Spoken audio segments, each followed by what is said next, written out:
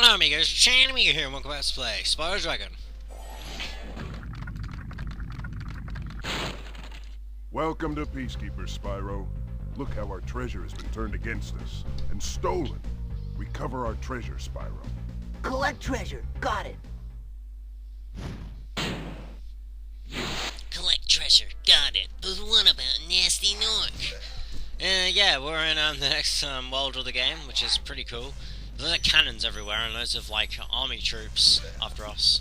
Something pretty cool about this stuff, you can actually go on these cannons and you can actually fire them at other stuff, which is quite helpful to get certain gems and reach different areas within this world. So yeah, I quite like that feature. Now, like last time, we're going to be collecting all the gems in the world first, and then we'll go on to the levels. However, there is a new type of level that that I will be showing off. This type of level is actually, you know what, we'll get to it. So yeah. Anyway, in this part, I'm probably going to be talking. Well, not probably. I will be talking about some of the voices in this game, like some of the voice actors and whatnot. Now, voice actor for Spyro in this game is known as Carlos Alazraqui, and he's a pretty good voice for Spyro. I quite like his voice. A part of me kind of likes it more than the second and third game's voice, just because of the fact of, what about Gnasty Gnorc? I want to go after him. I just really like his voice, you know. It sounds a lot more cartoony, and that's what I like about it, you know. Now, that's not the only voice he does in the game. He does Useni, Marco, Hexus, and Eldred, which are some like dragons and whatnot. Hi, Spyro! Sparks the Dragonfly has been doing a good job protecting you. Make sure to keep him strong by feeding him lots of butterflies.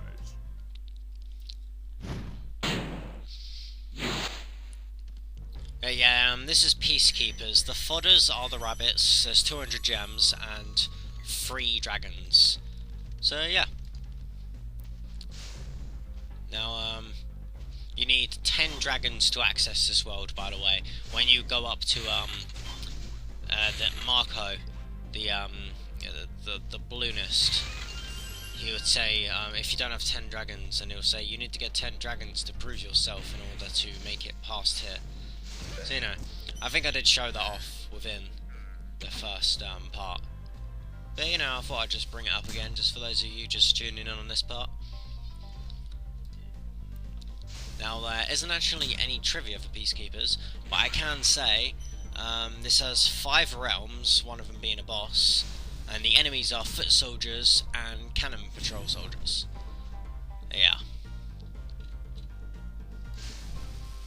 Now, move on to another voice actor. The voice actor for this one voices Abasi, Revilo, Unaka, Enzo, Maximus, Nestor, Titan, and Boris, which are all dragons. This guy is called Clancy Brown, and Clancy Brown actually has a pretty cool history of other voice actors. One of the characters that he's actually voiced is Uka Uka and Dr. Cortex from Crash Bandicoot, which is awesome. Voiced them until Crash to Insanity. And he also voiced Baron Praxis from Jak 2, for those of you who played that game. So yeah, thought I'd say that because, you know, Jak 2 made by the same people as, you know, Crash Bandicoot. It's relevant. No, I don't want to go too out of my way of finding different voices. But yeah, at first, we're gonna get interrupted by dragons, so.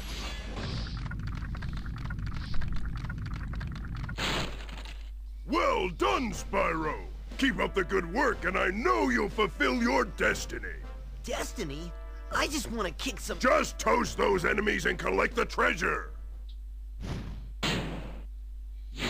Good work, Spyro. Keep up the good work and I will give you a doggy treat. But what about Gnasty Gnorc? He could have a doggy treat too. So, yeah, at first I did actually think that, voice actor for Spyro. I'm gonna check this up just in case if I'm wrong, but basically, when I first heard Spyro's voice, or at least heard a few of his clips, okay, it doesn't come up on here. So yeah, when I first heard his voice, I actually thought that the same voice actor voiced Beast Boy from Teen Titans. Teen Titans. So, you know, that's not the case. But at times he does kind of sound like him. Yeah. And something that I've always wanted to do is breathe fire on these two and then get both of them. And I was like so happy that I did that because I'd never done that before. And I do that quite a few times in this LP, so I'm glad that I got it all on camera. But yeah, it's just like a personal achievement I had. I said to myself that I'm not good at this game until I can do that. Even though I apparently am good at this game, but that's just how I felt. And as soon as I did that, you know, I felt like I was good at this game. Silly, I know, but that's the way I am. And yeah. Now up here is the newly level that gets introduced here, the flight levels. Now there was one in the first world, but we couldn't access it yet. I think it was because it didn't, just in case if the player chose to do that level first, like they wouldn't have a confusion in gameplay or something. Maybe they wanted to have the flight level a little bit later on, just for like new time players and whatnot. And yeah, these flight levels, you either have to go through rings, go through arches, or destroy crates, aeroplanes, you name it, with the fire ability. So yeah, you have to do that all within a time limit. The time limit on the top right is counting downwards. Think about it, it's kind of like in Crash Bandicoot where you get the relics, and each time you break a yellow crate, it stops the timer. It's kind of like that, except here you're making sure the timer stays high as possible. Now sometimes you actually get lighthouses in the levels as well. You want to breathe fire on the lighthouses just so you get time from them. Basically, the rings, the chests, the arches, and the lighthouses are all the stuff you need in the first one, and just get them in the order as I said. So this is basically the easiest route to take, at least from what I know. So yeah, it's worth taking this route. Anyway, there's another character that. Okay, now Michael Goff. Actually, something I need to say. I always accidentally press yes on try again, which is really annoying. But you know, that's kind of what happens. They do. Why do they have to highlight it over yes? That's really annoying. But if you do replay that, the timer counts upwards instead of downwards, which is quite nice, because then you can freely explore the level, and later Spyro games take advantage of that and allow you to find other characters within Spyro universe while you're doing that, and they give you extra missions, which I'll get more into that, you know, if I go over to those games, which I'm sure I will. You know, I enjoy Spyro, Gateway to Ripto, Gateway to Glimmer. You know, I'm gonna call it that now. just when we get to the LP, I'm calling it Spyro Gateway to Ripto. It technically is the gateway to Ripto, but you know, this is about Gnasty Gnorc, not Ripto. Yeah, is the next level in the game. This level is called I forgot already. Yeah, the level is called I Forgot Already. It's a very forgetful level. Now, let me see. I'll look it up. You know. So don't worry about that. This place does have very nice music. I do really like the music. Thank you for releasing me. Oh, sorry. I had what you call it? I'm on the internet at the moment searching it up, so I didn't know that dragon was going to say that. So forgive me there. Even though it just doesn't matter too much, but you know. This is Dry Canyon. Yes, this is Dry Canyon. Now, Dry Canyon has 400 gems, 4 dragons, one of them that says, "Thank you for releasing me," and 1 egg, and the fodder are rabbits. So yeah, if you see a rabbit running, then instead of shouting "Run rabbit," just actually like get it, you know, because what about Gnasty Gnorc? I need to stop saying it. What does it say? Conan's message when he is freed is the exact same as full. Dry Canyon rewards good gliders. You are a good glider, eh, Spyro?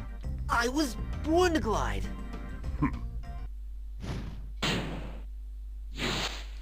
Totally. See, I love Spyro's voice in this game.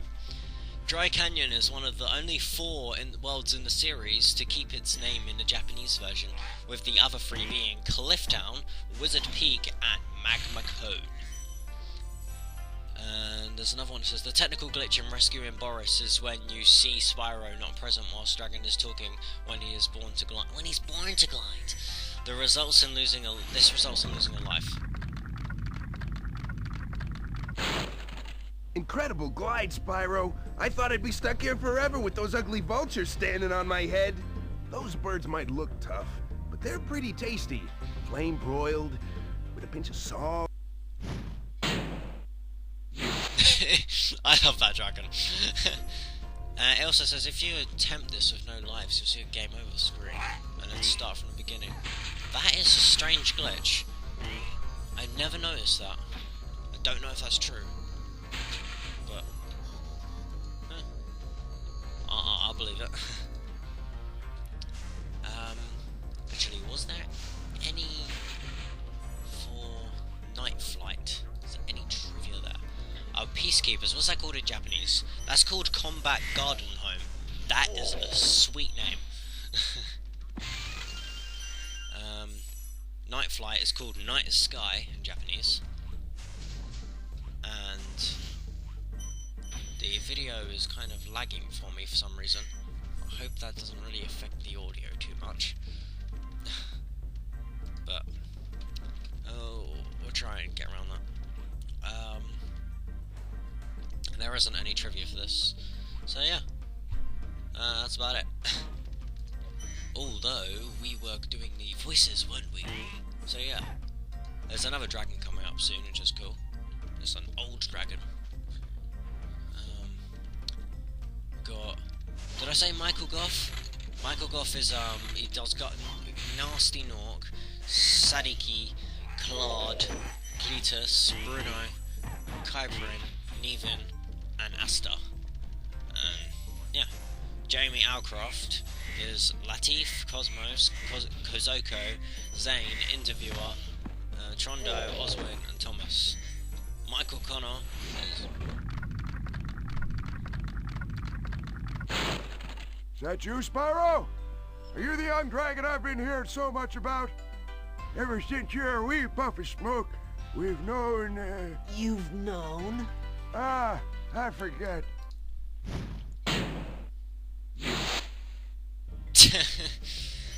Oh dear. But yeah, the video's kind of lagging again. Or actually no, it hasn't got any audio for some reason. I don't know, it should have audio when do the playback thing. When it's on YouTube anyway. Michael Connor, Thomas, Galidus, Darius, Boulder, and Dragons. The thing that I find kind of funny here, Andre Sogluzio, Sparks the Dragon. I don't know if Sparks the Dragon had a voice in this game, but okay.